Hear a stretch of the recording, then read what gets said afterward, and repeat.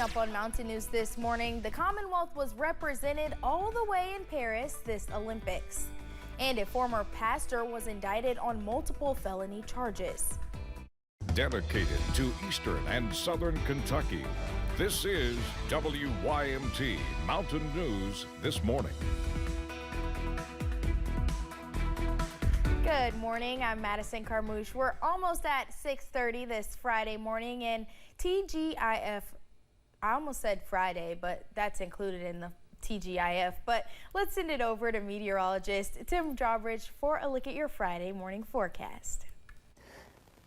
Oh, Madison, I am right there with you, and I'm sending some coffee your way. All right, check it out. 70 degrees as a last check as we're now out of the night vision and checking out the twilight that has now become sunrise across eastern and southern Kentucky.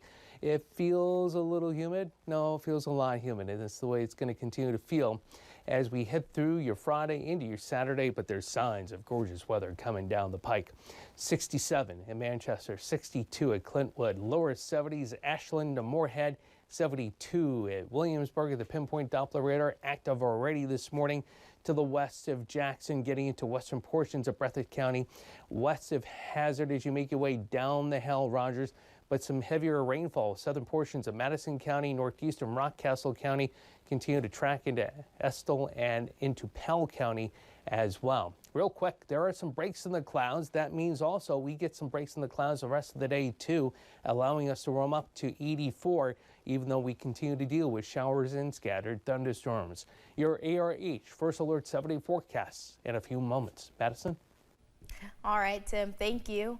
Eastern Kentuckians continue to be affected by federal disasters, most recently by storms that went through the area in late May. On Wednesday, the Federal Emergency Management Agency, or FEMA, announced that its disaster fund is out of money. WYMT's Amelia Lee has more from Whitley County, where a mobile disaster recovery center is set up. FEMA's Disaster Relief Fund goes toward disaster response and recovery efforts.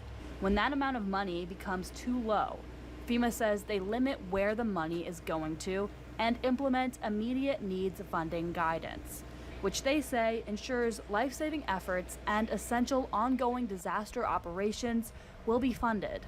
The priority is to help individuals and families who are recovering from natural disasters. Gerard Hammock with FEMA says Eastern Kentuckians who were impacted by the storms in May have nothing to worry about at this time, since that funding still counts as a priority.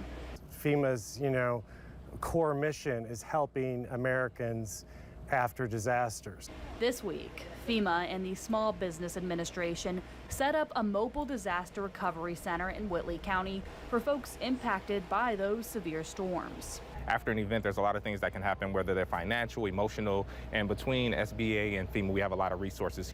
Christian Lewis, who works with SBA, says he encourages people who were impacted by natural disasters to reach out. I always tell people I'm glad that we're here to meet each other, but I'm also sad because that means something has happened traumatic in your life, and we're just trying to help you put the pieces together. The Mobile Disaster Recovery Center will be open through Saturday. In Whitley County, Amelia Lee, WYMT Mountain News. If you have questions on if you qualify for FEMA aid or need help applying, Hamonic says you can go online to fema.gov/DRC. More than $23 million will help communities affected by the 2022 flood. Governor Beshear announced the funding Thursday during his Team Kentucky briefing. Several city and county officials traveled to Frankfort to hear more about the funding from the Eastern Kentucky State Aid for Emergencies, or SAFE Fund. Again, this is just another great day for Breathitt County and for the state of Kentucky to be able to get some more hope. We've got quite a few people that's displaced. We've got quite a few people that's leaving the county. And this year will just bring some hope to show that we're working hard. The governor's behind us, working hard. He's been there since day one. You can find out exactly how much money is going to specific counties and cities on our website, WYMT.com. Governor Andy Beshear is recognizing one Kentuckian who scored gold during the Paris Olympics. During the governor's weekly briefing, he named Lexington native and Olympic fencer Lee Kiefer as this week's Team Kentucky All-Star. She won her second consecutive gold medal in individual foil and won gold in the team foil final. I just want to take a second to thank my coach and all my teammates at Bluegrass Fencers Club, my family, and just everyone else who supported me and enjoyed the Olympic Games. And then check out the hardware. Governor Beshear says with Kiefer's latest wins in Paris, this makes her the first American fencer in history to win 3 Olympic gold medals. A man was indicted in Clay County after police say he took a picture of a naked child. A grand jury indicted James Hayes with 1 count of promoting a sexual performance by a minor under the age of 18 and sexual abuse of a minor under the age of 12. The first count says Hayes took a photo of a child without her knowledge with a hidden camera inside a home in 2022. The second count says Hayes committed sexual abuse by touching the child when she was between the ages of 11 and 12. In Mingo County, West Virginia, a woman is facing child neglect charges after police found drugs in a home with a 10-year-old living there. Reba Chaffins was arrested by Mingo County deputies after giving deputies permission to search her home during a welfare check. Deputies say they found syringes that appeared to be loaded in the child's bedroom and a white powdery substance they say is consistent with fentanyl. Chaffins was taken to the Southwestern Regional Jail. A former pastor has been indicted on 7 felony counts. A Fayette County grand jury indicted Zachary King on counts which include rape, sodomy, and sexual abuse.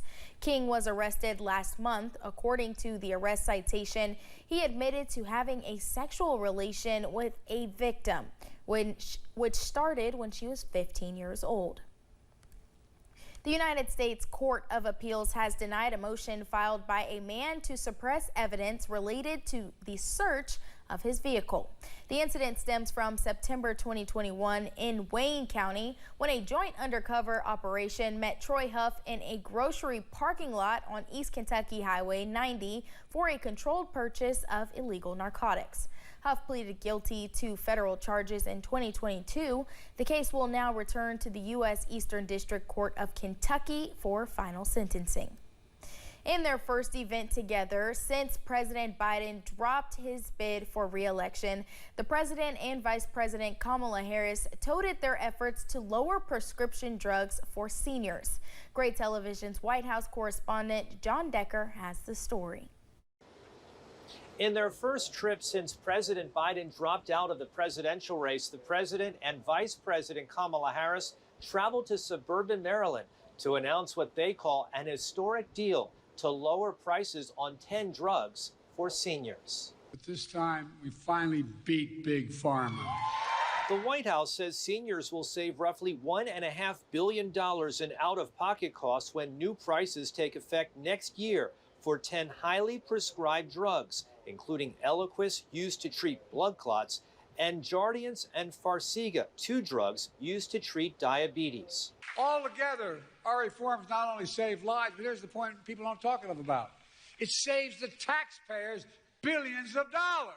Vice President Harris also taking a victory lap today and giving a shout out to the president. Of course, I could speak all afternoon about the person that I am standing on this stage with. Harris claimed that the first Medicare drug price negotiations authorized by the Inflation Reduction Act have benefited millions of older Americans and those on fixed incomes. And now Medicare can use that power to go toe-to-toe with Big Pharma and negotiate lower drug prices.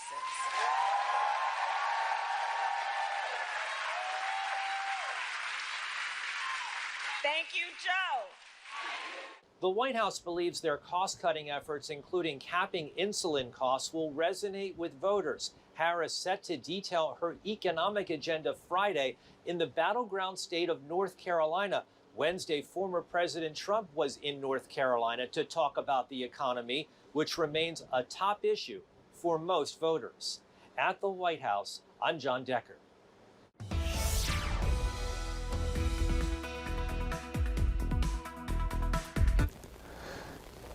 About 6:38 here on a Friday morning, the pinpoint Doppler radar, and got the sensitivity of the radar in a mode where it doesn't look like it's got rain everywhere, so this is really, really good. Got a couple of showers across portions of Pike County, also just east of there as you make your way into central southern portions of West Virginia. A few showers as you end up leaving Perry and Breathitt counties, becoming more widespread as you make your way toward the I-75 corridor, northern portions of Laurel County up into Madison County. And we got a couple of showers here as well as we zoom in, get a little bit of a better perspective here as you leave Hazard to the east and northeast right along the Hal Rogers. So as you check out the bus stop forecast, we're now up to 72 here in Hazard. Wind is calm, but obviously it's a mostly cloudy sky with rain coming in from the west, and that's reflected as you make your way to the bus stop this morning. Temps around 72, 71 by the lunch hour. Dry, but still a shower or thunder shower possible as things become a little bit more widespread. Heading home and heading to practice after school. Your WYMT Mountain Morning News continues right after this.